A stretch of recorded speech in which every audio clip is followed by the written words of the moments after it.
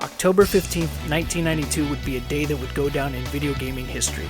Sega's release of their Sega CD add-on for their Genesis console would help to further solidify the evolution of the gaming format, the compact disc. By this point, Sega and Nintendo were in fierce competition with one another. Sega had already beaten them to the punch with the 16-bit console, the Sega Genesis, or the Mega Drive as it's known outside of the US. So it's not surprising that they would also release a CD-based system before them. And because of that, Working Designs knew that that's where they were going next. In May of 1993, they became a third-party publisher for the Sega CD, and later in December they would release what was to become their most well-known title, Lunar: The Silver Star. When you review or read articles and interviews with Mr. Victor Ireland, and you look at the games that he and Working Designs chose to go ahead and release here to the US market, you'll see that the primary focus is story. It's always story. It's always what it's conveying to the player. So they went to work in localizing Lunar. This was remarkable.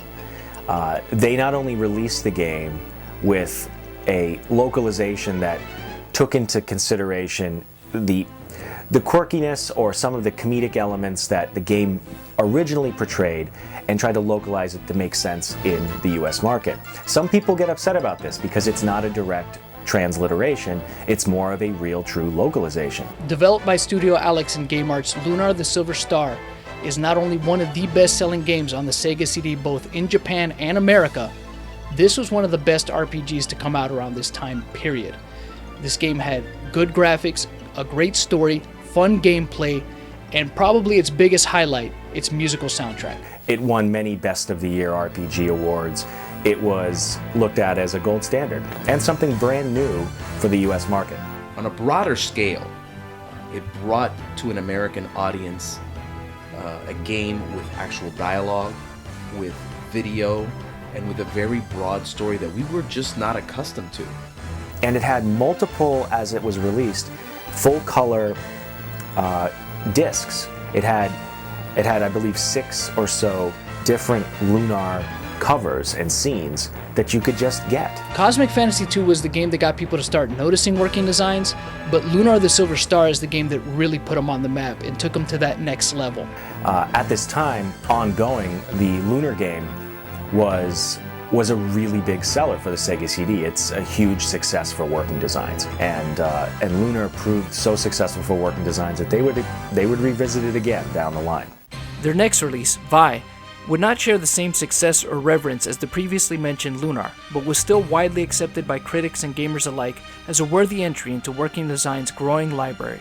Vi was originally developed by the Sims company in Japan, so Working Designs established a licensing deal to release it in the US. Vi was a decent game for the Sega CD. It had a good story, it had okay graphics, but it did have some shortcomings. Design-wise, it was pretty repetitive, so if you went into one town, it felt like you went into them all. The gameplay was kind of monotonous. The music some of it was catchy, and some of it just put you to sleep.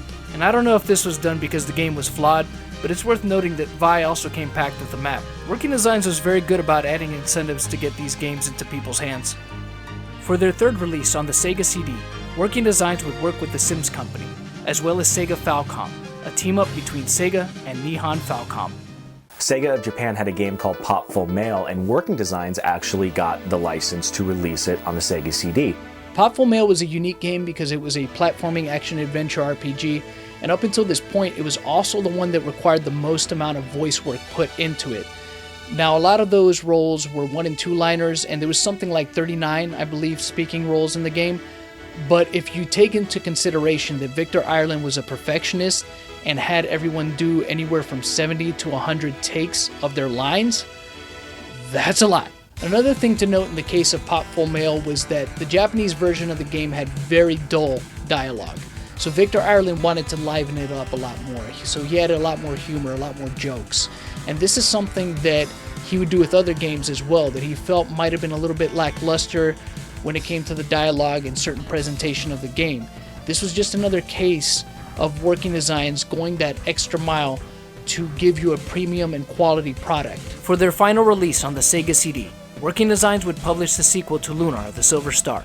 So with that established relationship with Game Arts and Team Alex, the original developers of the game, they released a sequel, Lunar Eternal Blue, for the Sega CD as well. Lunar 2 was a game that improved upon everything from the first one. The gameplay, the graphics, the music was that much more phenomenal. The story I thought was great, but unfortunately there seemed to be the consensus that it just wasn't as much fun as the first. It wasn't as endearing as that first game. Although me personally, I love the game. I think it's fantastic. And even though it came out at the tail end of the Sega CD's life cycle, it still sold very well for Working Designs. And despite what people might think about it, it was an overall better game. Now these games in the world of RPGs and in the world of the Sega CD stand out as some of the platform's greatest games. Lunar and Lunar 2 were basically the premier RPGs. They were the RPGs that you had to get for the Sega CD. Working Designs had planned for a release of a fifth game on the Sega CD, a side story to After Armageddon, or After Armageddon Gaiden, but ultimately it was scrapped due to the system's failure and inevitable death. Working Designs' run on the Sega CD would arguably be their most successful, with each game selling very well and standing out among others.